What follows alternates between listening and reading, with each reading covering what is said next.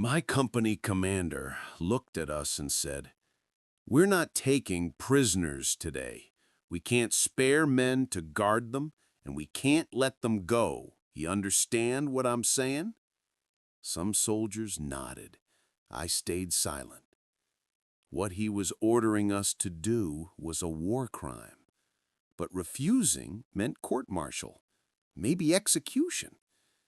In the next 6 hours, I watched my unit split into two groups, the ones who followed orders and the ones who didn't. Both groups were destroyed by what happened, just in different ways. My name is Frank. I'm 98 years old. I've told you about killing Klaus, the 14-year-old boy, about watching Americans abuse German prisoners. Those stories showed you the darkness of war. This one shows you something worse. The moment when you have to choose between following orders and staying human.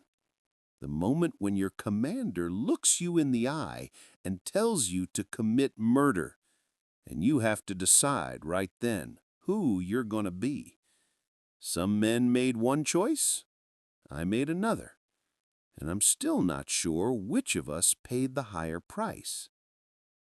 This happened in December 1944, during the Battle of the Bulge, the same battle where I met Heinrich, the German soldier I saved. But this was earlier, during the worst of the fighting. We were cut off from the main force, surrounded, low on ammunition, running out of food. The cold was killing us almost as much as the Germans were. We'd been fighting for 4 straight days without rest. Guys were collapsing from exhaustion. Some were getting frostbite so bad they couldn't hold their rifles. Our company had started with about 120 men. We were down to maybe 60.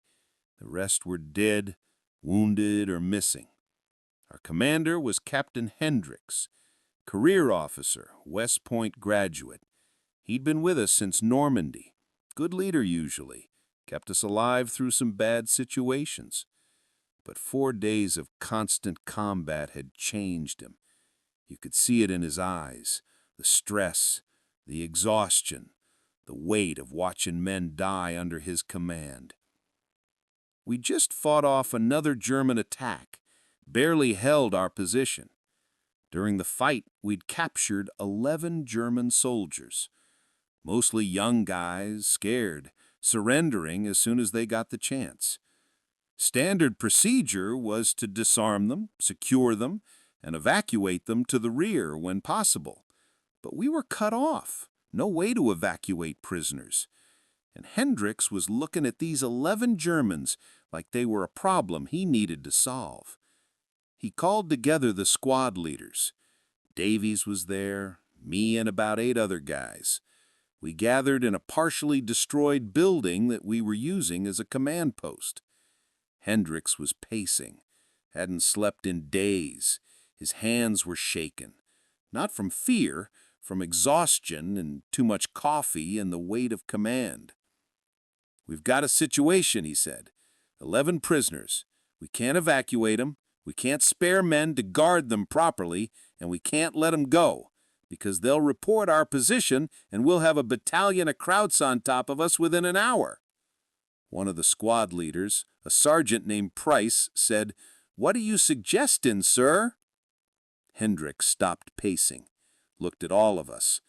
"I'm not suggesting anything. I'm giving an order.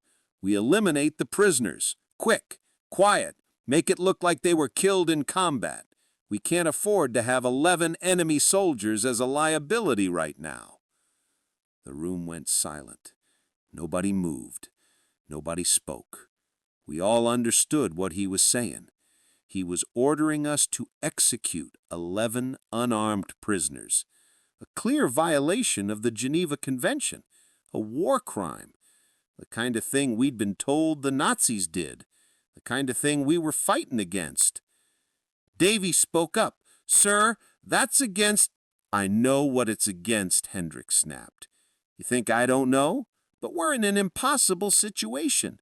Those prisoners are a threat to the survival of this entire unit.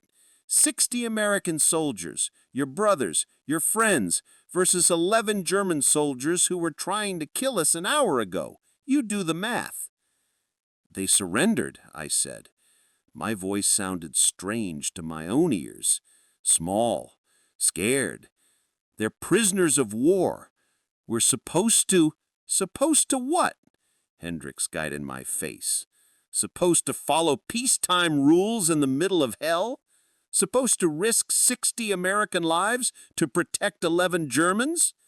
Is that what you think we're supposed to do, Private Morrison?" I didn't answer. Didn't know what to say. He was right that it was an impossible situation. We couldn't guard them properly, couldn't evacuate them. Letting them go would compromise our position. But executing them was murder, no matter how you justified it, no matter what the tactical situation was. Murder is murder. Hendricks looked around at all of us. "Here's how this is going to work. Price, take 3 men. Take the prisoners out behind the building. Tell them you're moving them to a different location. Once you're out of sight of the main group, you do what needs to be done. Make it quick. We'll report they were killed trying to escape. Understood?" Price hesitated. You could see him wrestling with it. Then he nodded. "Yes, sir." "Good. Davies, you're with Price. Morrison, you too. Pick one more man and get it done." My stomach dropped. He was ordering me directly, not just giving a general order to the unit, specifically assigning me to this execution detail. I looked at Davies. He looked sick, but he wasn't refusing. Price had already turned to leave. This was happening, right now, and I had seconds to decide what I was going to do. "Sir," I said, "I can't do that." Hendricks turned slowly to look at me. "What did you say?" "I can't execute prisoners, sir. It's against the Geneva Convention. It's a war crime." The room went dead silent. Everyone staring at me. Some with shock, some with anger, some with something that might have been relief that someone had said it out loud. "Private Morrison," Hendricks said quietly, dangerously, "I just gave you a direct order. Refusal to obey orders in combat is punishable by court-martial. In some cases, by execution. Do you understand that?" "Yes, sir." "And you're still refusing?" "Yes, sir." Hendricks stared at me for a long moment. I thought he might shoot me right there. His hand moved toward his sidearm, but then Davies stepped forward. "Sir, I'm with Morrison. I won't do it either." Another soldier, corporal named Jenkins, different from the Jenkins in the POW camp story, spoke up. "Me neither, sir. I didn't join the army to shoot prisoners." Hendricks looked around the room. You could see him calculating. How many would follow the order? How many would refuse? If too many refused, he'd have a mutiny on his hands. But if he backed down, he'd lose all authority. He was trapped, just like the rest of us. "Fine," he said finally. "Price, take volunteers. Anyone who understands what needs to be done for the survival of this unit. The rest of you cowards can stay here and guard the prisoners. But when we get overrun because they reported our position, remember this moment. Remember that your principals got your friends killed." Price nodded, left the room. 3 men followed him. I didn't know them well, guys from other squads. Young soldiers who either believed in following orders no matter what, or who were too scared of Hendricks to refuse. Davies, Jenkins, myself, and 2 others stayed. We didn't say anything, just stood there while Hendricks glared at us like we were traitors. About 20 minutes later, we heard gunshots. 11 shots, spaced out, methodical, then silence. Price and his men came back. They didn't look at any of us, just cleaned their weapons and walked away. One of them, a kid maybe 19 years old, went behind a building and threw up.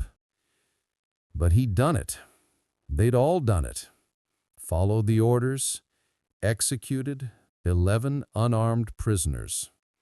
Hendricks called everyone together, made an announcement that the prisoners had attempted to escape and were killed in the attempt. Self-defense, justified. Anyone who said otherwise would be court-martialed for spreading false information and undermining unit morale. Then he dismissed us. The unit split into 2 groups after that. Not officially, not organizationally, but everyone knew. There were the men who'd followed orders and executed prisoners, and there were the men who'd refused. We didn't talk about it, couldn't talk about it, but it was there, in every interaction, every mission, every moment. The men who'd done it started avoiding those of us who hadn't, started making comments, calling us cowards, saying we cared more about German prisoners than American soldiers, saying we were weak. One guy spit on the ground when I walked past. Another guy said I should be the first one through every door from now on since I was so worried about following rules. But it was worse for them, the ones who'd followed orders. I could see it eating them alive. Price stopped sleeping, just sat up at night staring at nothing. One of the guys who'd gone with him, the young one who'd thrown up, started drinking, got drunk every chance he got, said it helped him forget. The other 2 became harder, colder, like they'd shut off part of themselves to cope with what they'd done. 3 days after the executions, we were overrun. A German counterattack hit us hard. We had to retreat. Lost another 20 men in the fighting. During the chaos, Captain Hendricks was killed, shot in the chest. He died within minutes. As we were pulling back, carrying the wounded, Price just stopped, sat down in the snow. Davies yelled at him to move. Price shook his head. "I'm done," he said. "I'm not doing this anymore." "You'll get killed if you stay here," Davies said. "Good," Price replied. We had to physically drag him. He didn't resist, didn't help, just let us carry him like dead weight. We got him back to safety, but something in him had broken. He'd followed orders, done what his commander told him to do, killed 11 men in cold blood, and now the commander was dead, and we'd been overrun anyway, and it had all been for nothing. The battle continued for weeks. We eventually linked back up with the main force, got reinforcements, pushed the Germans back. By the time the Battle of the Bulge ended in January, we'd lost 3/4 of the original company. Price was evacuated for combat fatigue, shell shock, what we'd now call PTSD. He never came back to the unit. I heard later he spent the rest of the war in a mental hospital. The young kid who'd gone with him got killed 2 weeks after the execution. Took a risk he didn't need to take, almost like he wanted to die. The other 2 survived the war, but I never saw them again after we were demobilized. Davies and I stayed together. We didn't talk about that day often, but when we did, he'd always say the same thing. We made the right choice, Following that order would have destroyed us. I wanted to believe him, wanted to believe that refusing had been noble, that we'd stood up for what was right. But I couldn't shake Captain Hendricks' last words. When we get overrun because they reported our position, remember this moment. We were overrun. Men died. Was it because we didn't execute the prisoners? Did they somehow communicate our position? Was Hendricks right? Would following his order have saved American lives? I didn't know. Still don't know. But that question has haunted me for 80 years. After the war, I tried to find out what happened to those 11 German prisoners. Tried to learn if they'd survived, if they'd reported our position, if they'd been the reason we got overrun. But I never found any answers. The chaos of that battle, the confusion, the lack of records, it was impossible to know. Maybe they died when we were overrun. Maybe they escaped. Maybe they had nothing to do with what happened, and we would have been attacked regardless. No way to know for sure. But I think about them all the time. 11 men whose names I never learned, who surrendered because they didn't want to die, who were executed by American soldiers following orders. I think about Price, who followed those orders and was destroyed by it. I think about the young kid who died 2 weeks later, maybe seeking death because he couldn't live with what he'd done. I think about Captain Hendricks, who gave an illegal order and died believing he'd been right. And I think about myself, about the fact that I refused, that I stood up and said no. Was that courage, or was that cowardice? Was I brave for refusing to commit a war crime, or was I a coward who put principles above the lives of my fellow soldiers? I've never been able to answer that question, never been sure if I made the right choice. Davies died in 2003. Before he died, we talked about it one last time. He was sure we'd made the right choice. Following that order would have been wrong, he said. Legally wrong, morally wrong. We might have saved some lives in the short term, but we would have lost our souls. We would have become what we were fighting against. Maybe he was right. Maybe refusing was the only choice that let us stay human. But it didn't feel like victory. It felt like choosing between two terrible options and never knowing if you picked the right one. Because that's what war does. It doesn't give you clear choices between good and evil. It gives you impossible choices between different kinds of wrong and asks you to live with the consequences. The men who followed Hendricks' order were destroyed by guilt. The men who refused were destroyed by doubt. Nobody won. Nobody came out clean.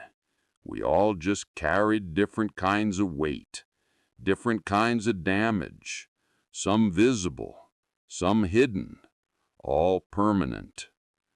I never reported what happened, never told military investigators, never testified about a war crime, because I was scared.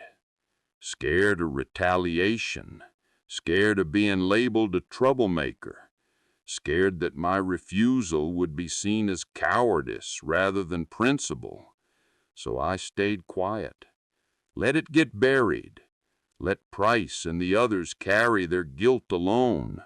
Let those 11 German soldiers remain unnamed and unmourned. Let the truth die with the men who knew it. Until now. I'm 98 years old, and I'm tired of carrying secrets, tired of protecting reputations of people who don't deserve protection. Captain Hendricks ordered the execution of 11 unarmed prisoners. That was wrong, illegal, immoral, a war crime by any definition. 4 soldiers followed that order. They shouldn't have. They should have refused like Davies and I did. But I also understand why they didn't. They were young, scared, trained to follow orders, trapped in an impossible situation by a commander who abused his authority. After I started sharing my war stories online, something unexpected happened. I got an email from a man in Germany. His name was Friedrich Weber. He said his grandfather had been captured during the Battle of the Bulge in December 1944, near the same area where we were fighting. His grandfather and 10 other soldiers were taken prisoner by Americans. They were held for a few hours. Then, according to his grandfather's account, they were taken out behind a building and executed, all 11 of them shot. His grandfather was shot but survived by playing dead. After the Americans left, he crawled away and eventually made it back to German lines. Friedrich said his grandfather had told this story for years, but nobody believed him. They thought it was war trauma, a confused memory, because Americans didn't execute prisoners. That was something Nazis did, not the liberators, not the good guys. His grandfather died in 1989, still insisting it was true, and Friedrich had spent years trying to verify the story, trying to find evidence, trying to find the American unit responsible. And then he saw my videos, saw me talking about the Battle of the Bulge, and decided to reach out. I read that email 3 times. My hands were shaking. It was them. It had to be. The 11 prisoners, the execution Hendricks ordered, Price and 3 others carrying it out. Except they'd missed one. One of the 11 had survived, had crawled away, had lived to tell the story, and nobody had believed him. I wrote back to Friedrich, told him the truth, told him about Captain Hendricks's order, about the men who followed it, about the men who refused, about how it was covered up, about how I'd stayed silent for 80 years. I gave him every detail I could remember, names, dates, locations, everything, so he could finally prove his grandfather had been telling the truth. Friedrich wrote back a week later. He said his grandmother had died not knowing anyone believed her husband's story, that his own father had dismissed it as a delusion, that his grandfather had carried the trauma and the disbelief for 44 years until his death, and that Friedrich himself had only half believed it until now. Learning the truth, having it confirmed, was overwhelming. He didn't know whether to be grateful for the validation or angry about the decades of denial. He asked me about the soldier who'd survived. I didn't know his name, didn't know anything about him, except that he'd been one of 11 German prisoners executed by American soldiers on a cold December day in 1944. Friedrich said his grandfather's name was Ernst Weber. He'd been 19 years old, drafted, barely trained, captured in his first major battle, shot in the shoulder and left for dead, survived and made it home, married Friedrich's grandmother in 1947, had 3 children, worked as a carpenter, died at age 64 from a heart attack. He had nightmares his whole life, Friedrich wrote, would wake up screaming. My grandmother said he'd dream about being shot by Americans, about playing dead while they checked the bodies, about crawling away through the snow. She tried to get him help, but he refused, said nobody would believe him anyway, Said Americans were heroes, and nobody wanted to hear that heroes committed war crimes. He was right. Nobody wanted to hear it, including me. I'd stayed silent, protected the lie, let Ernst Weber suffer alone with the truth that everyone dismissed as trauma-induced delusion. And now he was dead, never vindicated, never believed, never given justice, because I'd been too much of a coward to speak up. Friedrich asked me what happened to the soldiers who did it. I told him what I knew. Price destroyed by guilt. The young one killed 2 weeks later. The other 2 disappeared into civilian life after the war. Hendricks killed 3 days after giving the order. No justice, no accountability, no consequences except the psychological destruction of the men who followed the order. "What about you?" Friedrich asked. "You refused. You tried to stop it. Does that make you one of the good ones?" I didn't know how to answer that, because refusing the order didn't save those men. It didn't stop the execution. It just meant I didn't have to pull the trigger. I got to keep my hands cleaned while other people did the dirty work. And then I stayed silent about it for 80 years, letting Ernst Weber die without vindication, letting the truth get buried, letting history record a lie. "I don't think there were any good ones," I finally wrote back. "Just men making choices in impossible situations and then living with the consequences." Friedrich thanked me for the truth, said it meant everything to finally have confirmation, to know his grandfather hadn't been lying or confused, to have names and details, to understand what really happened. He said he was working with a historian to document this, to add it to the historical record, to make sure people knew that war crimes weren't just something the enemy committed. I'm telling you this story for several reasons. First, because it's true, and truth matters. American soldiers executed 11 German prisoners during the Battle of the Bulge. That happened. It's a fact, and it needs to be part of the historical record, not buried and denied. Second, because I want you to understand the impossible choices war creates. Captain Hendricks wasn't a monster. He was a commander in an impossible situation, making what he thought was a tactical decision. The men who followed his order weren't monsters. They were young soldiers trained to obey orders, trapped between duty and morality. But third, and most importantly, I'm telling you this because I want you to understand that following orders is not a defense. It wasn't a defense at Nuremberg when we tried Nazi war criminals. It's not a defense now.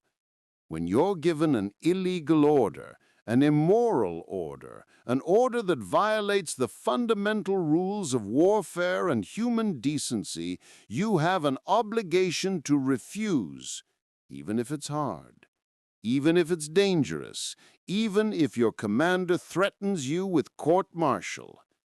Because the alternative is worse. The alternative is becoming Price, spending the rest of your life knowing you executed unarmed prisoners, knowing you followed an order that was wrong, knowing you can never undo it or make it right. The alternative is becoming that young soldier who got himself killed 2 weeks later, maybe seeking death because he couldn't live with what he'd done. The alternative is carrying that weight forever. But I also want you to understand that refusing isn't enough. I refused the order.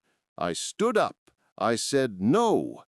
And then I stayed silent for 80 years. Let the truth get buried. Let Ernst Weber die without vindication.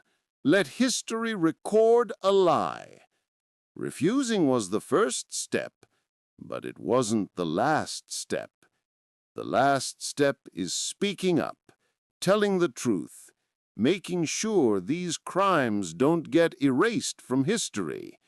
And that's the step I failed to take for 80 decades.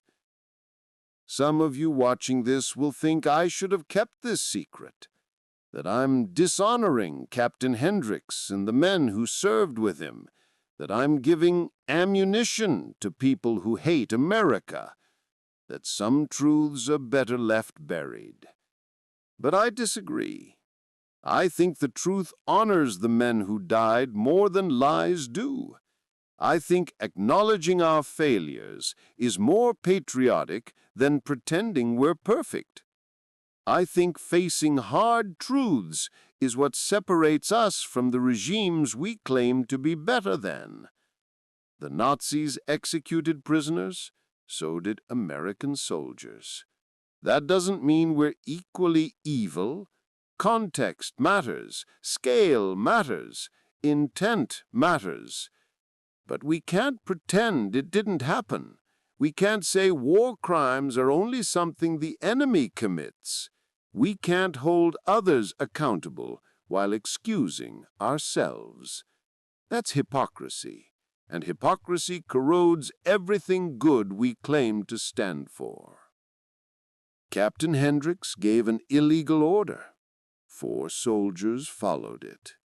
Davis, Jenkins, and I refused.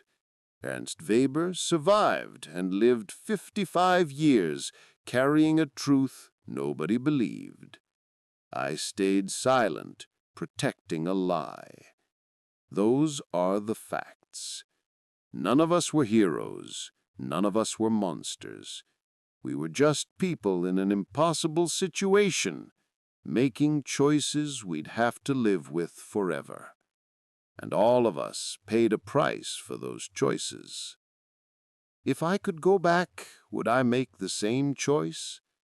I'd still refuse the order. I'm certain of that. Executing those prisoners would have been wrong. But I'd also speak up afterward. I'd report what happened. I'd tell the truth, even if it cost me, because my silence had consequences. Ernst Weber lived and died without vindication because I was too afraid to back up my principles with action. That's on me. That's my failure, and I have to own it. I'm 98 years old. I'll be dead soon. The men who were there are mostly gone. Davies is dead. Price is dead. The young soldier is dead. Hendricks is dead. Ernst Weber is dead. Soon there'll be nobody left who remembers what really happened on that cold December day in 1944. Nobody except me. And when I'm gone, if I haven't spoken up, the truth dies with me. And 11 German prisoners become a footnote, a rumor, a delusion of one traumatized survivor that nobody believed. But I have spoken up. I've told you the truth, and now you carry it too. Friedrich Weber is documenting it. Historians will investigate. The record will be corrected. Those 11 men will be remembered, not as casualties of combat, but as victims of a war crime. Ernst Weber will be vindicated, even though he's not alive to see it. And maybe, just maybe, the next soldier who's given an illegal order will remember this story, will remember that refusing is not only possible but necessary, will remember that staying silent afterward is just another form of cowardice. This is the hardest story I've told. Harder than Klaus, harder than the POW camp, because this one is about my failure. Not my failure to act in the moment. I did refuse the order, but my failure to follow through. My failure to speak up, my failure to ensure that truth won.